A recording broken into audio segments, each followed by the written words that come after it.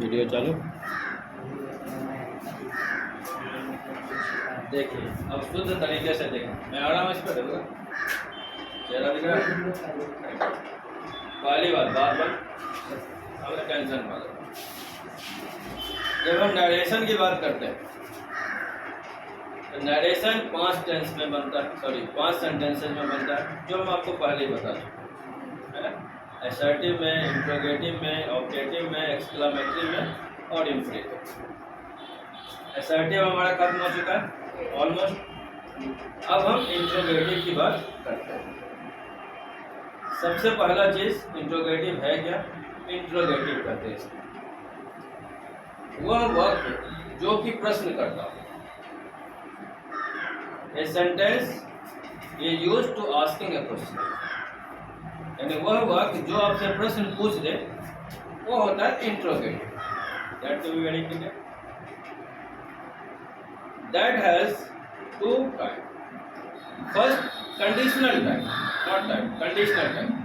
First is that yes no, एक condition ऐसा बनेगा जिसमें हाँ ना में उसका उत्तर हम कर सकते। दूसरा कंडीशन होता है उसका WH फैमिली। जैसे मान लीजिए किसी से कहा जाए आर यू प्लेइंग क्रिकेट, क्या तुम क्रिकेट खेल रहा है? तो बोलेगा हाँ जी हाँ क्रिकेट खेल रहा है, yes I am playing cricket. फिर उसमें थोड़ा सा लगा दे, आगे आ जाए, हम बोले वेयर का यूज करें, where are you playing cricket, तुम क्रिकेट कहाँ खेल रहा है, WH का पार्ट आ गया।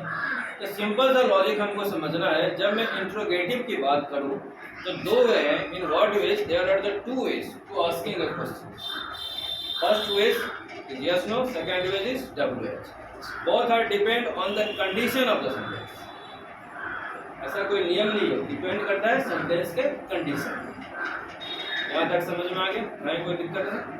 नेक्स्ट यहाँ पे मैंने 2 लिखा। एक मैंने लिखा I said to him are you reading a novel. दूसरा लिखा I said to me, sorry he said to me do you play. 2 मैंने लिखा। अब इसको बनाते हैं। सबसे पहले जो मैंने आपसे कहा था, आपको चेक क्या करना है? ये वाला पार्ट, रिपोर्टिंग वाला पार्ट चेक करना। क्या है आपका? ये सेड वाला पार्ट जो कि reporting part. Always be remember, अगर reporting verb in past tense then tense would be changed. If reporting verb in present and future tense, we cannot go any kind of the changes in tense. अगर ये past में है तभी आप इसका tense बदलेंगे। मैं कितनी बार बता चुका हूँ। अगर ये फ्यूचर में है या प्रेजेंट में है तो आपको टेंस नहीं बदलना। यहाँ तक समझ गए? तो आई थिंक आपको यहाँ तक समझने में दिक्कत नहीं होगा। अब हमारे पास क्या आ रहा है? असर्टिव के सेंटेंस से जा रहा है, सॉरी इंट्रोगेटिव के सेंटेंस से जा रहा है। यानी इस सेंटेंस में क्या हो रहा है? आपसे प्रश्न पूछा जा रहा है। नहीं, इंट्रोगेटिव मींस क्या? आपसे प्रश्न पूछा जा रहा है। ठीक, जब इसको इनडायरेक्ट नरेशन में हम करेंगे हमको याद क्या रखना है? सबसे पहला फोकस करना है इस पार्ट, रिपोर्टिंग वाला पार्ट। रिपोर्टिंग वाला पार्ट में कोई जनरली छेड़छाड़ होता नहीं, लेकिन यहाँ पे सेड के बदले किसका यूज करेंगे? आस्क, और आस्क का यूज करेंगे। इसके साथ इंक्वायरी भी है, इंक्वायरीज है ना, उसको बाद में पढ़ते हैं। दोनों एक साथ पढ़ाएंगे तो कंफ्यूजन होगा। अभी हम लोग आस्क को ही लेकर के चलते हैं। क्लियर है? अब देखिए आपको क्या करना है, इस सेड के बदले में आस्क का यूज करना।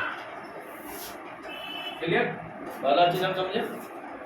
जैसे ही हमको यहाँ पे इंट्रोगेटिव दिखेगा, यानी हमसे प्रश्न पूछता हुआ कोई सेंटेंस आ गया, हम यहाँ सेड के बदले में पहला काम करेंगे आस्क्ड का यूज करेंगे।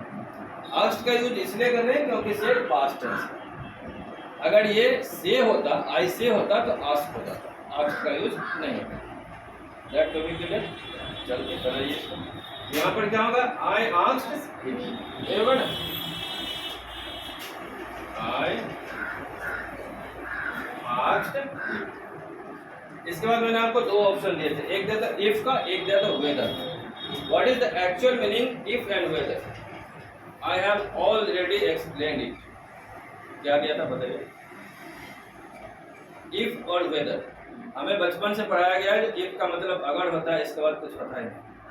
हमको भी ऐसे पढ़ाया गया भाई, तो बाद में मैंने देखा नहीं यार इसका मतलब तो कुछ और भी होता है। क्या बता इफ और वेदर का मतलब? इफ और वेदर का मीनिंग ये था पॉसिबल है या नहीं भी पॉसिबल है, हाँ ना में। जब मैं कहता हूँ जो मैं नहीं जानता हूँ, I don't know whether she will come और नॉट, मैं नहीं जानता हूँ वो आएगी कि नहीं आएगी, है ना। यहाँ वेदर लगा रहे, यहाँ पे इफ भी लगा सकते। I don't know if she will come और नॉट, कंडीशन दोनों एक ही। इसलिए ग्रामर की किताब में स्पष्ट लिखा गया है आपको जो पसंद हो, what's you like that to be used if और वेयर। हमेशा याद रखें इफ का यूज जब भी सेंटेंस के बीच में होगा तो अगर मगर वाला मीनिंग नहीं होता, कंजक्शन वाला मीनिंग होता। जब मैं कहता हूँ मैं नहीं जानता हूँ वो आएगी कि नहीं आएगी, है ना, इधर हम इफ से कनेक्ट कर रहे थे, यहाँ अगर मगर वाला काम। समझ रहे मेरी बात? जब भी डिमोन्स्ट्रेशन का यूज सेंटेंस के बीच में हो तो कनेक्शन का काम करता है, कंजक्टिव का काम करता है, अपने ओरिजिनल रूप से हट जाता है। अगर मैं आपसे कहता हूँ वह लड़की खेल रही है जो कि मेरी बेटी, that girl is playing who is my daughter, यहाँ पे कौन वाला सेंस आया? आया नहीं आया? माने वह लड़की जो खेल रही है मेरी बेटी है, वह लड़की जो खेल रही है, girl is playing who is my daughter, लड़की खेल रही है जो मेरी बेटी है। यहाँ पर हु का मतलब जो हो गया, कौन सा हुआ है कि नहीं? यह वही लड़का है जिसे मैं जानता हूँ। Oh it is the boy who I know it, यह वही लड़का है जिसे मैं जानता हूँ। इधर आया नहीं आया? इसी तरह सिमिलरली इफ और वेदर का जो यूज करेंगे तो कंडीशन है it might be possible, it might not be possible. तो यहाँ कंफ्यूज होने की जरूरत नहीं, आपको जो अच्छा लगे आप इफ और वेदर दोनों का यूज कर सकते हैं। समझ में आया लॉजिक? तो इसको कनेक्ट करने के लिए या तो आप इफ का यूज करेंगे या वेदर का यूज करेंगे। समझ गए? सबसे इंपॉर्टेंट चीज जो हमको ध्यान रखना है इंट्रोगेटिव में, सेंटेंस को असर्टिव करने, जिसे हम कहते हैं सीधा करना, ठेठ भाषा में नहीं कहते, सेंटेंस को असर्टिव करेंगे। It means are you reading a novel का हो जाएगा you are reading a novel. समझ गए? क्या करना है? सेंटेंस को सीधा कर देना बस, यानी are you reading a novel आपका हो जाएगा you are reading a novel. ये आप हर कंडीशन में करते जाए। जानते हैं इसके पीछे कारण क्या है? इसके पीछे का कारण ये इफ और वेदर है। जैसे इसको हम कंजक्शन में डालेंगे, रखेंगे, आपको सेंटेंस को एसआईटी भी करना पड़ेगा, नहीं तो मीनिंग उसका जाना तो इधर जाएगा। ठीक है? हम लोगों ने क्या सीखा कि सेंटेंस को एसर्टिव कर देंगे, यानी उसको सीधा कर देंगे। करेक्ट? यहाँ तक सीखे। अब इसको सीधा कीजिए, क्या होगा? You are reading a novel, सीधा फॉर्म में होगा। हम लोगों ने सीखा है। अब हम आएंगे किस पे? प्रोनाउन पे। हमने दो चीज देखा यहाँ पे, एक तो हमको टेंस भी चेंज करना है, दूसरा प्रोनाउन भी चेंज करना पड़ेगा, है ना। तो दूसरा चीज हमने क्या देखा? यू किसके हिसाब से बदलता है? ऑब्जेक्ट कौन है यहाँ पे? हिम का क्या होगा? यू योर योर्स, याद है ना। तो हिम का यहाँ पे ही, करेक्ट है। तो ही लिखा हमने। आर रीडिंग ए नॉवेल, ये किस में है? प्रेजेंट कंटिन्यूअस में। आपको बताया जा चुका है कि प्रेजेंट कंटिन्यूअस जाएगा कहाँ? Past continuous. तो यू के साथ ही के साथ किसका यूज होगा? Was. He was reading a novel.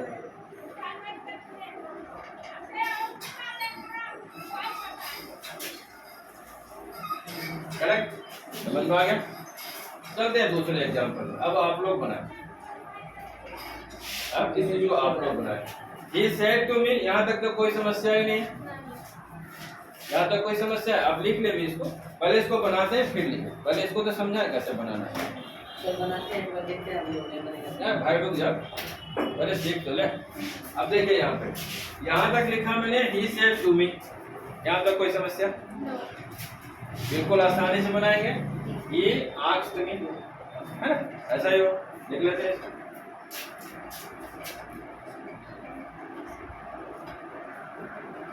He asked me if whether का भी हमको पता है, उसको भी लिख लेते हैं, सिंपल सा बात है। आप मेरी तरह मत लिखना, आपको या तो इफ लिखना है या वेदर लिखना है, ये याद रखना। मेरे तरह दोनों मत लिखना, मैं समझाने के लिए लिख रहा हूँ, ठीक है? ऐसी गलती ना करना, या तो आप इसको लिखोगे इफ को या वेदर को लिखोगे। क्लियर?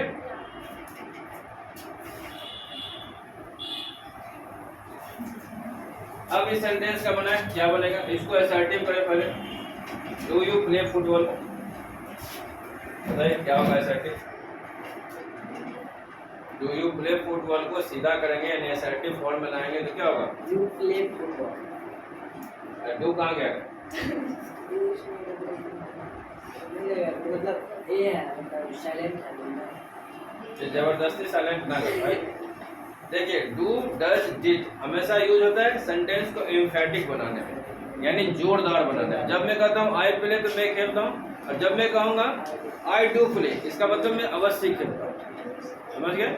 डू डज डिड का यूज हमेशा होता है सिंपल प्रेजेंट टेंस में या सिंपल पास्ट टेंस में, और ये इसलिए यूज होता है जब इसको हम इंट्रोगेटिव में लेकर के जाएंगे, निगेटिव में लेके जाएंगे तो आई नॉट थोड़ी यूज करते हैं, है कि नहीं? आई डू नॉट यूज करते हैं ना, तो फिर आप कैसे यूज कीजिएगा? पॉसिबिलिटीज ही नहीं है। इसलिए डू डज डिड का यूज सिंपल प्रेजेंट टेंस में और सिंपल पास्ट टेंस में करना पड़ता है। अब मान लीजिए सब्जेक्ट के साथ मैं बोलूँ आई डू प्ले क्रिकेट, तो मैं क्रिकेट अवश्य ही खेलता हूँ, सेंस आ गया? तो फिर आपको यहाँ डू निकालने की जरूरत ही नहीं है एम्फैटिक के सेंस में, तो सीधा होगा इसका यू डू प्ले फुटबॉल। सीधा हो गया है ना? यू डू प्ले फुटबॉल, ठीक है? एक और उसका जोरदार तरीका है इंट्रोगेटिव से असर्टिव बनाने का। आप जो है उसको फ्लिप कर दो, यानी सब्जेक्ट को पहले ले आओ और वर्ब को बाद में कर दो। आपको सिखाया गया ना SVO, है कि नहीं?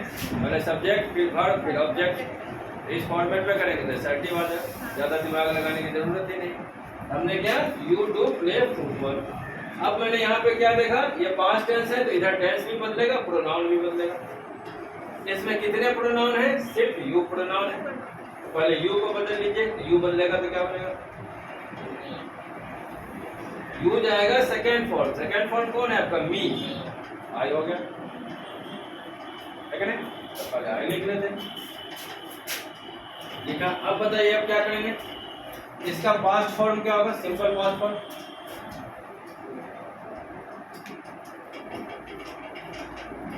अब इसका सिंपल पास्ट फॉर्म होगा, या तो आप आई के साथ डिड का यूज करें, है ना? अगर आप लिखें ऐसे I did play football, I did play football, या दूसरा तरीका इसका ये भी है, मान लीजिए हमको डिड नहीं लिखना है तो I played football, second form आ गया, तो वो भी लिख सकते हैं आई प्लेड फुटबॉल।